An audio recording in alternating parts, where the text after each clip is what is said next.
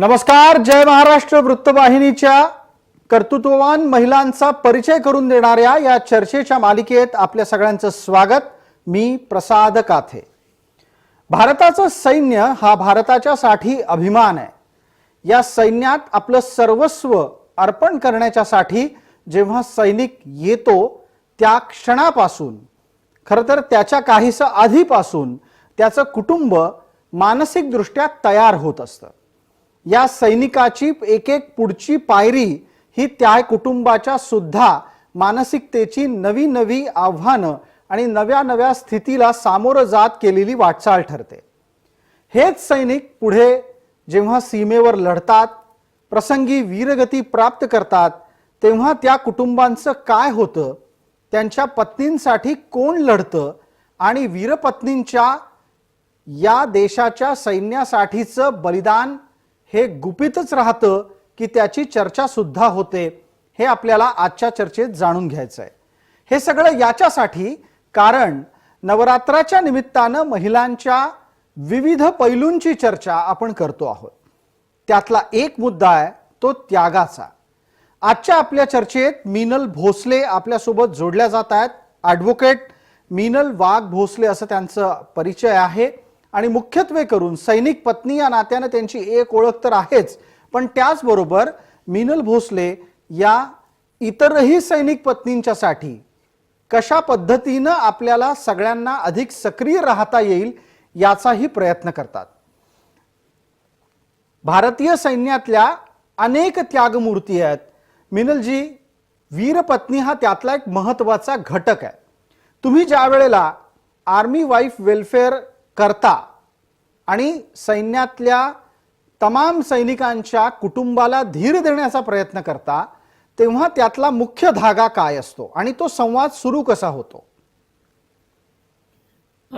मुळात army wife welfare association ही संकल्पना जेव्हा प्रत्यक्षात आली तेव्हा आर्मी म्हणजे इंडियन आर्मी ही ब्रिटिश आर्मी होती खरं तसं बघितलं तर. आणि त्यावेळेस जो आपल्याकडे येणारा सगळा जो काही जवान आणि यांचा जो कुटुंबियांचा जो बघितला मुख्यत्वे तो ग्रामीण भागातनं येणारा सगळं लॉट होता. आत्ताही तसं आहे, पण तेव्हा तर खूप म्हणजे तशी अवघड परिस्थिती होती.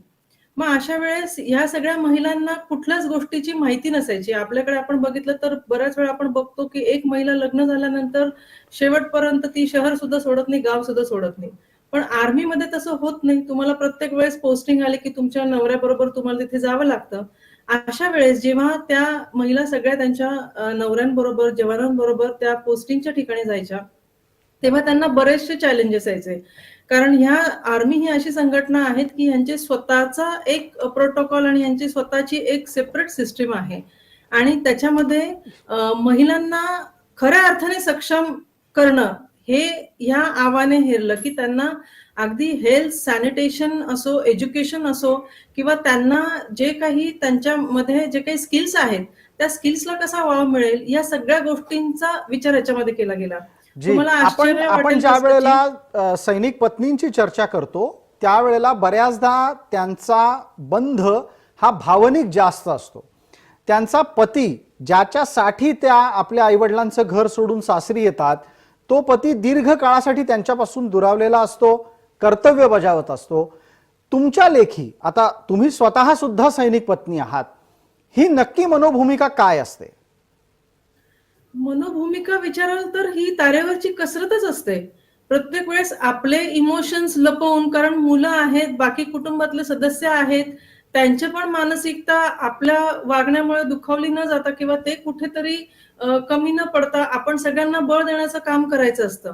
बऱ्याच वेळा म्हणजे लग्न झाल्यानंतर लगेच एक्सरसाइजला वगैरे जातात. बरेच वेळा म्हणजे आर्मी ऑफिसर्स किंवा बाकी जे काही आपले आहेत जवान्स, आणि ती एक्सरसाइज म्हणजे अशी 4 महिने 6 महिन्यांसाठी असते. ते सगळं नवीन असतं. आणि बाहेर जी चर्चा होते, जी आपल्या सिव्हिल चर्चा होतात त्या फार वेगळ्या असतात. त्याच्यामध्ये फार भीतीचं वातावरण तयार केलेलं असतं ऑलरेडी त्या महिलांसाठी. आणि जर ज्यांना आर्मी बॅकग्राऊंडच्या ज्या नाही त्यांच्यासाठी हे खूप मोठं चॅलेंज असतं की आता आपला नवरा गेल्यानंतर परत येणार आहे की नाही, ही एक्सरसाइज म्हणजे नक्की काय आहे. बऱ्याच वेळा सगळ्या गोष्टी म्हणजे बायको जरी असली तरी त्या शेअर केल्या जात नाही. कारण शेवटी आर्मीचे जेवढे जवान अधिकारी आहेत त्यांच्यासाठी नेशन फर्स्ट आणि फॅमिली नंतर हा त्यांना पहिल्यापासून शिकवलेला गेलेला एक मुद्दा असतो. त्यामुळे त्यांच्यासाठी ह्या गोष्टी शेअर न करणं हाय मग इतकी मनाची चलबिचल असते की नक्की आता हे कधी येणार, कुठे गेलेले आहेत, काय प्रकारचे ऑपरेशन्स आहेत किंवा एक्सरसाइज आहे, त्याच्यामध्ये खूप मनाची द्विधा मनस्थिती असते. पण एक मी नक्की सांगते की over a period of time जेव्हा तुम्ही 1, 2, 3 पोस्टिंग तुमच्या होतात, त्याच्यानंतर एक म्हणजे आपण म्हणू की दुर्गेचीच एक शक्ती तुमच्यामध्ये येते की हे तुम्हाला निभावून न्यायचंय, हे तुम्हाला करायचं आहे आणि ह्याच्याशिवाय तुम्हाला पर्याय नाही. आणि तुमच्या नवऱ्याचं पण मानसिक बळ तेवढं राहिलं पाहिजे की आपली बायको मागे आहे आणि ती हे सगळं करू शकते. ही सुद्धा लढाई तुम्हालाच लढायची असते. त्यामुळे कुठेतरी हे मनोबल आपण सगळ्यांचं वाढवण्याचंच काम सगळ्याच अधिकाऱ्यांच्या पत्नी कुठे ना कुठे करत असतात. बिलकुल सर्वसाधारणपणे या अधिकाऱ्यांच्या पत्नींचा आपापसातला संवाद कसा राहतो आणि तुम्ही सगळ्या जणी ज्या ज्या वेळेला आपले पती हे खास करून सीमेवर गेलेले आहेत किंवा ते कुठे गेलेत हेच माहीत नसतं, त्यावेळेला तुमच्या संवादातले मुद्दे काय असतात? खूप छान प्रश्न आहे प्रसादजी हा.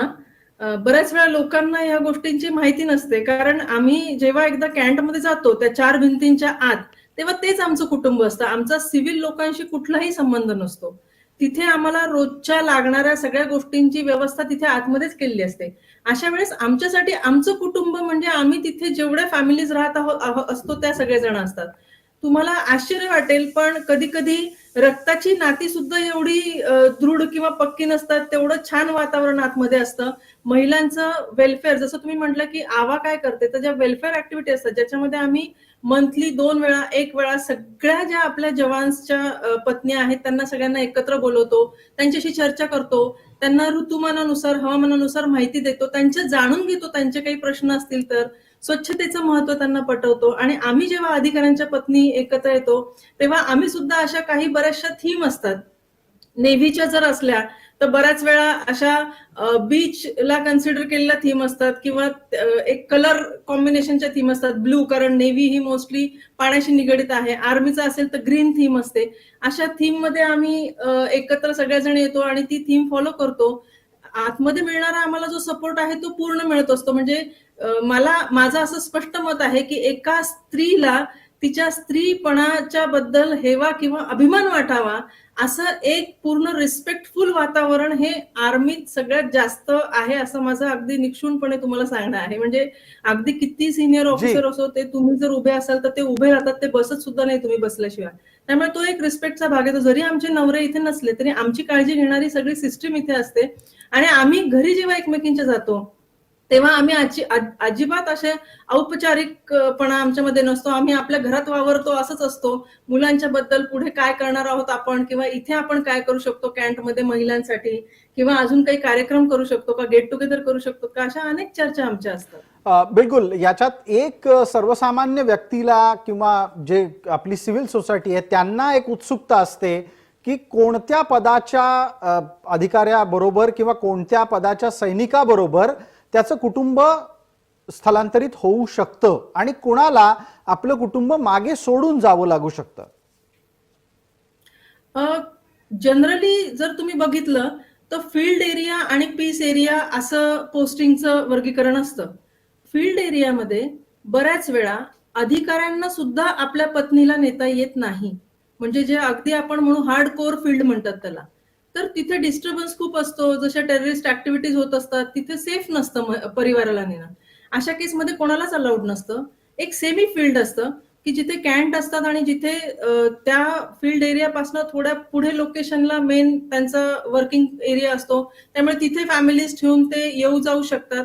अशा ठिकाणी सगळ्यांसाठी क्वार्टर असतात. क्वार्टरची व्यवस्था प्रत्येकाची असते आणि अधिकाऱ्यांच्या पत्नींची ही जबाबदारी असते की ते क्वार्टरची कंडिशन चांगली आहे की नाही, जवान्स जे राहतात आणि बाकी जे क्वार्टर्स आहेत की तिथे हेल्थ हायजीन आहे की नाही, हा सगळा विचार केला जातो. आणि 25 वर्षाच्या पुढे सर्व जवान, जेसीओ आणि ऑफिसर हे सगळे पीस स्टेशन मध्ये राहू शकतात 25 वर्षाच्या पुढे. म्हणजे पीस स्टेशन असेल तर ह्या सगळ्यांना आपली फॅमिली नेता येते 25 वर्षाच्या पुढे. बिलकुल या चर्चेला आपण करण्याचं निमित्त अधोरेखित आधी केलेलंच आहे, पण जे प्रेक्षक आता जोडले गेले आहेत त्यांना त्याची आठवण एकदा परत करून देतो. आपल्या सोबत मीनल भोसले आहेत, सैनिक पत्नी या नात्यानं त्या या चर्चेत आहेत आणि नवरात्राच्या दरम्यान आपण सैनिकांच्या पत्नींच्या बाबत आणि सैनिक पत्नींच्या एकूणच मानसिकतेबाबतची चर्चा करतोय. ती का करावी? तर ती यासाठी करावी कारण भारतीय सैन्याचं मनोबल हे राखण्याचं सगळ्यात महत्वाचं काम ही सैनिक पत्नी करत असते. मला वाटतं मिनल भोसले यापेक्षा अधिक उत्तम शब्दांमध्ये आपल्याला हा भाव मांडता येणार नाही. मला या निमित्तानं आणखीन एक पुढचा प्रश्न आपल्यापर्यंत आणायचा आहे. तो असा आहे की एखाद्या वेळेला कुठल्या संघर्षामध्ये आपला पती गमावला गेला आहे हे जोपर्यंत त्या पत्नीला कळतं त्याच्या आधीची प्रक्रिया नक्की कशी राबवली जाते आणि समजा अशा प्रकारची महिला तुमच्या आसपास असेल तर तुम्ही परस्परांना धीर देण्याचं काम कसं करता? प्रसादजी, ही खूप म्हणजे अवघड फेज असते कोणासाठीही, कोणत्याही जवान असो, अधिकारी असो त्याच्या पत्नीसाठी. एक तर जेव्हा हा मेसेज येतो तेव्हा तो डायरेक्ट त्या फॅमिलीला येत नाही. तो तिथे जो त्यांचा ऍडज्युडंट किंवा जो ऑफिसर असतो त्याला ते पहिले कळवलं जातं आणि स्टेशनची सगळ्यात सिनियर महिला जी असते म्हणजे बाय रँक आणि बाय एज जो सिनियर ऑफिसर असेल त्याची जी बायको असेल ती सगळ्यात पहिले त्या घरी पोहोचते. असं फोन करून कोणालाही डायरेक्ट कळवलं जात नाही. तिथे सगळेजण जमतात कारण खूप म्हणजे कोणीही ते इमॅजिन करू शकतं की आता इथे आपलं कुटुंब असेल तर त्यांची अवस्था काय असेल आणि सगळ्यात पहिले त्यांना त्या गोष्टीसाठी एक धीर देण्याचं काम केलं जातं ते सांगायच्या आधी सुद्धा. आणि ऑब्व्हियस आहे, तुम्हाला खरंच सांगते, हे सगळ्या अधिकाऱ्यांच्या किंवा जवानांच्या पत्न्यांना हे आपोआप कळतं जेव्हा असं काही माहोल होतो, जेव्हा अशी काही हालचाल आजूबाजू व्हायला लागते आणि ते आम्ही डायरेक्ट असं फोन कॉल किंवा एकट्या त्या असताना कळवत नाही. आम्ही सगळे त्यांच्या बरोबर तिथे असतो, स्टेशनच्या लेडीज, आणि मग त्या गोष्टी तिथे त्यांना कळवल्या जातात की मॅम असं असं कॅज्युअलिटी झालेली आहे. आणि तुम्हाला आश्चर्य वाटेल प्रसादजी, मी इतक्या धीट आणि इतक्या धीर आमच्या महिला बघितलेल्या आहेत की मुलं आपली लहान आहेत, काही प्रेग्नंट आहेत, काहींची 3-3 महिन्यांची बाळं आहेत, पण त्या तरीही त्यावेळेस इतक्या प्रसंगावधाने आणि इतक्या धीटपणे त्या परिस्थितीला सामोरं जातात म्हणजे कोणीही कोसळून पडेल अशा वेळेस. तुम्ही कुठेही नोकरी करा, तिथे तुमच्याकडनं असं तर लिहून घेत नाही ना की तुमचा जीव आमच्या ताब्यात आहे. उद्या तुमच्या लाईफला काही झालं तर त्याला आम्ही कोणीही नाही, तुम्ही स्वतःहून हे याला तुमचा होकार आहे की तुमचा कुठल्याही क्षणी जीव जाऊ शकतो. ही फार तसं म्हणजे हे खूप मानसिक ज्या स्ट्रॉंग महिला आहेत त्या सामोरं जाऊ शकतात आणि व्हावं लागतं कालांतराने. बिलकुल. आणि तुम्ही हे जेव्हा सांगत होतात तेव्हा ऐकताना माझ्याही अंगावर काटा आला कारण हे सगळं सर्वसामान्य नागरिकांच्यासाठी ऐकणं खूप सोपं आहे पण त्या स्थितीत तिथे जाऊन अनुभवणं हे खरोखरच खूप आव्हानात्मक आहे. साधारणपणे सैनिकांची पत्नी होणं हे काही साधं सोपं काम नाही. ते तापल्या तव्यावर चालण्या इतकंच आव्हानात्मक आहे. अशा वेळेला ज्यांचं थोडंसं मनोबल कमकुवत असेल त्यांना सोबत बांधून घेण्याची जबाबदारी तुमच्यासारख्या मंडळींची असते. ज्या वेळेला आपण महिलांच्या त्यागाची चर्चा करतो त्याच्या पलीकडे जाऊन घरातलं शौर्य टिकवण्याची जबाबदारी सुद्धा त्या पार पाडत असतात. पण त्यांना समजावणं, त्यांना त्या मनोभूमिकेत कायम राखणं हे तुम्ही जेव्हा करता तेव्हा त्याचा एखादा अनुभव, एखादा प्रसंग तुम्हाला आठवतो? हो, नक्कीच. 2013 साली आम्ही नाशिकला एव्हिएशन बेस जो आहे आपला गांधीनगरला, तिथे आमची बदली झाली आणि माझे मिस्टर तिथे जे ओआय म्हणजे तिथले जे ओसी आपण म्हणतो, ऑफिसर कमांडिंग त्या हँगरचे, तर तसा म्हणून त्यांनी चार्ज घेतला होता आणि त्याच्या आधीच 1 महिना म्हणजे त्याच्या आधी साधारण 1 महिन्याच्या अंतराने आपला जो एअर शो असतो, जो भारतातला सगळ्यात मोठा शो होतो आणि तिथे अधिकारी सिलेक्ट होऊन जातात. तर माझ्या मिस्टरांचे एक स्कूलमेट म्हणजे सैनिक स्कूल साताराचेच एक अतुल गर्जे, आपण नक्कीच ऐकलं असेल त्यांचं नाव. तर ते सगळ्यात म्हणजे भारतातले त्यावेळेसचे सगळ्यात एक्सपिरियन्स पायलट, ज्यांचं सगळ्यात जास्त फ्लाइंग अवर्स होते आणि सगळ्यात एक्सपर्ट. म्हणजे पायलटला ट्रेनिंग हेच दिलं जातं की इमर्जन्सीमध्ये तुम्ही काय कराल, त्याच्या सगळ्या त्या ह्याच्यामध्ये एक्झाम मध्ये टॉप केलेले आणि असे ते पायलट होते. पण टेक्निकल काहीतरी एक खराबी झाल्यामुळे ते एअरक्राफ्ट चेतक जे होतं हेलिकॉप्टर ते क्रॅश झालं आणि त्याच्यामध्ये त्यांचा म्हणजे मृत्यू झाला, शहीद झाले ते. आणि काही दिवसांपूर्वीच आम्ही तिथे पोस्टिंग आलो म्हणून आमच्या सगळ्यांचं गेट टुगेदर झालं होतं आणि जी. आम्ही सगळे भेटलो होतो. त्यावेळेस त्यांची वाईफ प्रेग्नंटच होती, म्हणजे आम्ही भेटलो होतो त्यावेळेस, आणि त्यांना ते गेले तेव्हा त्यांना 3 महिन्याची मुलगी होती. आणि हर्षदा गर्जे त्यांच्या पत्नीचं नाव. आणि तो प्रसंग म्हणजे अजूनही माझे मिस्टर तो जो दिवस आहे, ज्या दिवशी अतुल गर्जे हे शहीद झाले, तो दिवस अजूनही त्यांच्या लक्षात आहे आणि ते कायम ते स्मरणात ठेवतात. आणि त्यांच्या ज्या लहानपणाच्या आठवणी होत्या, तुम्ही विचार करा 6वीतली मुलं जी सैनिक स्कूलमध्ये एकत्र राहतात 12वी पर्यंत, बिलकुल. त्यांचं बॉन्डिंग आपण काय सांगू शकतो. ते एक कुटुंबासारखे राहतात. आणि सगळ्यात आपला एक हिरा आपण गमावला. आणि अशा अनेक म्हणजे अनेक ठिकाणी हे प्रसंग आम्हाला आम्हाला समोर जावं लागलं. पण महाराष्ट्रातलं हे मी तुम्हाला प्रामुख्याने उदाहरण सांगते. त्यानंतर एक मेजर राणे सुद्धा आपले तुम्हाला माहिती असतील, ते बिलकुल. सुद्धा शहीद झाले होते. या असे या बरेच प्रसंग निमित्तानं आहेत. एक प्रश्न असा आहे की सर्वसाधारणपणे ज्या वीरपत्नी आहेत त्यांना त्यानंतर बऱ्यापैकी कागदोपत्री कारवाई सुद्धा करावी लागते. जेव्हा पती हयात असतो त्यावेळेला कदाचित त्यांना बऱ्याच गोष्टी ठाऊक असतील नसतील, म्हणजे अगदी पॅन कार्ड, आधार कार्ड घरात कुठे ठेवलंय इथपासून ते त्यांना पेन्शन मिळण्याच्या साठी ज्या ज्या काही गोष्टी करायच्या आहेत त्या करणं सुद्धा अनेकांच्यासाठी आव्हान असू शकतं.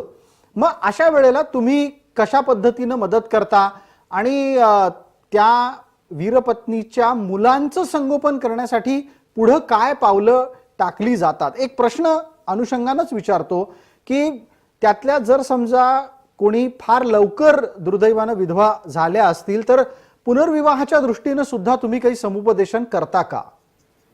अम, आता ह्या प्रश्नाचं उत्तर मी तुम्हाला विभागून थोडंसं देईल. कारण अधिकाऱ्यांच्या पत्नी त्यांचा म्हणजे ओव्हरऑल जे बॅकग्राऊंड किंवा त्या जितक्या इंडिपेंडंट असतात तितक्या जवानांच्या ज्या पत्नी असतात त्या ग्रामीण भागातून आलेल्या असतात. त्यामुळे बऱ्याच वेळा जवानची फॅमिली बरोबर आहे की नाही हा मुद्दा असतो. बऱ्याच वेळा ते गावाकडे ठेवत असतात. ते एकटेच त्यांच्या पोस्टिंगला जात असतात. अधिकाऱ्यांच्या पत्नींना एवढी नक्कीच खबरदारी असते, कारण बऱ्याच वेळा या सगळ्या आधार कार्ड, पॅन कार्ड तर खूप छोटी गोष्ट झाली. मुलांचे पासपोर्ट प्रोसेस करण्यापासून तर बऱ्याच वेळा इतके धाडसी निर्णय घ्यायला लागतात की मुलांना एका अगदी म्हणजे उत्तराखंड वगैरे तिकडे हॉस्टेलला सोडायला जाणं, किंवा आता परवाच मी तुम्हाला परवा म्हणजे मागच्या एक 6 महिन्यांपूर्वी मी माझ्या 2 मुलांना दिल्लीवरनं एकटी गाडीने ड्राईव्ह डाऊन करून लेहला पोहोचले होते. कारण माझा छोटा मुलगा होता, तो खूपच म्हणजे त्याला असं वाटत होतं की मला आता पप्पांना भेटायचं, आणि तो 2 दिवस रडत होता. असे अनुभव आणि असे प्रसंग सतत आम्ही सामोरं जात असतो. आणि अशा वेळी या सगळ्या गोष्टींचं एक ट्रेनिंग म्हणा, की ज्या दिवशी तुमचं अधिकाऱ्याबरोबर आर्मीच्या किंवा जवानाबरोबर लग्न होतं, ह्या सगळ्या गोष्टी सिव्हिलमध्ये या बाबतीत फार दिरंगाई बाळगली जाते, पण आर्मीमध्ये या सगळ्या गोष्टी माहिती असतात. पार्ट 2 ऑर्डर पब्लिश होत असतात. तुमचं डॉक्युमेंटेशन प्रत्येक पोस्टिंगला बदलत असतं, वेगळं होत असतं. तुमची फॅमिली एक्सटेंड होते त्यावेळी तुम्हाला पार्ट 2 ऑर्डर पब्लिश करायला लागत असते. त्यामुळे मी असं म्हणेल की तशा खूप संज्ञा नसतात. आणि जरी असा कधी अनुभव ओढवला की खूपच ग्रामीण भागातनं एखादी महिला आहे आणि तिला काहीच माहिती नाही, तर त्या युनिटचे जे ऑफिसर्स आहे, ऍडज्युडंट आणि बाकी रिस्पेक्टिव्ह, त्यांना जबाबदारी दिली जाते की ती फाईल पूर्णपणे प्रोसेस करून त्यांच्या हातामध्ये द्यायची. त्या फक्त सहीसाठी तिथे येतात. बिलकुल. बाकी सगळ्या गोष्टी तिथे माणसं नेमली जातात त्यांच्या घरी जाण्यासाठी, येण्यासाठी, कारण त्यांना त्रास होऊ नये किंवा अगदी काही सही घ्यायची असेल तर, आणि ही सगळी प्रोसिजर पूर्ण केली जाते. अशा वेळेसच मी या तुम्हाला या सांगते सगळ्या की मुलं प्रवासामध्ये या सगळ्या प्रवासामध्ये एक बाब आपल्याला लक्षात घ्यायला हवी की गेल्या जवळपास एक 9-10 वर्षामध्ये भारतीय सैन्य आणि भारतीय सैनिक या दोघांच्या विषयी जे कौतूहल आहे, जे कुतूहल आहे, ते कुतूहल बऱ्यापैकी वाढलंय. आदरही वाढलाय, अभिमानही वाढलाय, गर्वही वाढलाय. हा सगळा बदल हा घरापर्यंत पोहोचला असणार 100%. आणि या सगळ्याच्या दृष्टीनं सरकारच्या बाबतची भूमिका, त्याच्या चर्चा, आपल्याला मिळणाऱ्या सेवा, सुविधा, लाभ यांची चर्चा घरामध्ये होते का? आणि सैनिक पत्नी या नात्यानं सरकारच्या ध्येय धोरणांच्या बाबत काय मनोभूमिका मांडली जाते? सगळ्यात महत्वाचं म्हणजे आता जर तुम्ही वातावरण बघितलं तर हे खूप जाणवतं चर्चेमध्ये की सगळं सॅटिस्फाईड आहे तसं वातावरण. म्हणजे जी दिरंगाई किंवा जे डिलेज किंवा ज्या छोट्या-छोट्या पेन्शन्सच्या बाबतीत सुद्धा जो त्रास सहन करायचा ते कुठेतरी आता सेंट्रली करण्यात आलेल्या आहेत गोष्टी. कारण आधी कसं व्हायचं प्रत्येक गोष्टीला कागद जमा करणं झालं किंवा वेळ लागायचा सरकारी काम. आता ते एक चांगल्या पद्धतीने सेंट्रलाइज झालेलं आहे. आणि प्रामुख्याने अ, एखाद्या वीरपत्नीला जेव्हा आम्ही जाऊन भेटतो तर तेव्हा फक्त सांत्वन हा विषय नसतो. त्या मुलांचं पुढचं एज्युकेशन, ते सैनिक शाळेत जाऊ शकतात का? ती स्वतः त्या जो कोणी जवान किंवा अधिकारी असेल त्याच्या ठिकाणी आता तुम्ही बऱ्याच ठिकाणी बघत असाल आपल्या इथे सुद्धा अशा महिला आहेत की ज्या त्यांचे पती शहीद झाल्यानंतर त्या जागेवरती ट्रेनिंग घेऊन प्रॉपर SSB देऊन आणि ती क्लिअर करून ते तिथे रुजू झालेल्या आहेत. अशा सगळ्या प्रकारचा गायडन्स पण त्यांना दिला जातो.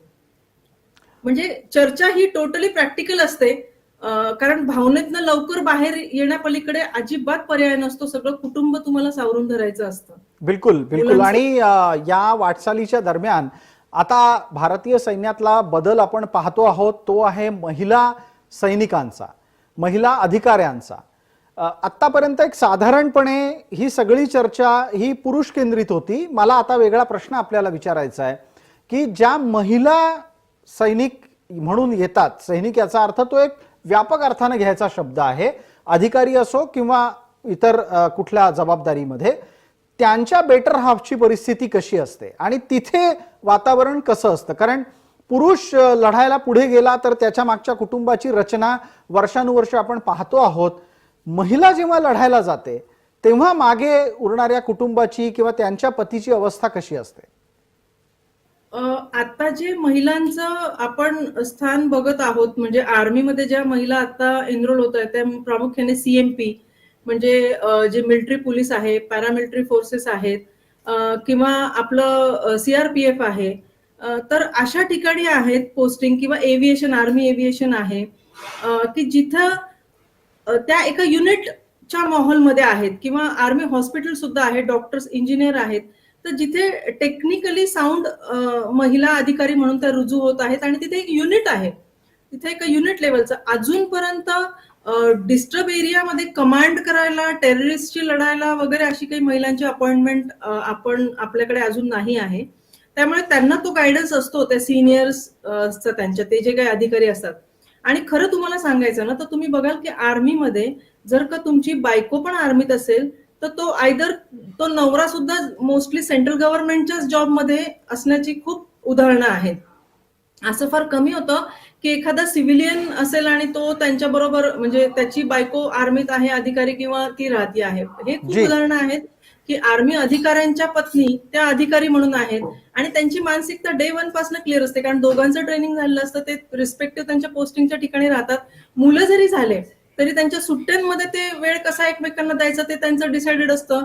मुलांचं सुद्धा संगोपन इतकं उत्तम पद्धतीने असतं. तुम्हाला असं कुठेही जाणवणार नाही की जसं आपल्याकडे एक आपण म्हणतो की मुलांना आता वडील भेटत नाही, आई भेटत नाही. अतिशय स्ट्रॉंग पद्धतीने मुलांचं सुद्धा संगोपन होतं आणि दोघंही क्वालिटी टाइम स्पेंड करतात एकमेकांबरोबर.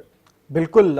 या सगळ्या चर्चेचा हेतू आणि निमित्त म्हणजे महिलांमधील त्यागाच्या भावनेचं अधोरेखीकरण आहे. आपण या चर्चेत सहभागी झालात आणि त्या निमित्तानं वीरपत्नींपासून सैनिक पत्नींपर्यंतच्या विविध प्रकारच्या भावना, मनोभूमिका उलगडून दाखवल्यात. त्याचा जबाबदारीतला त्यांचा प्रवेशही सांगितला. त्याबद्दल आपले मनपूर्वक आभार.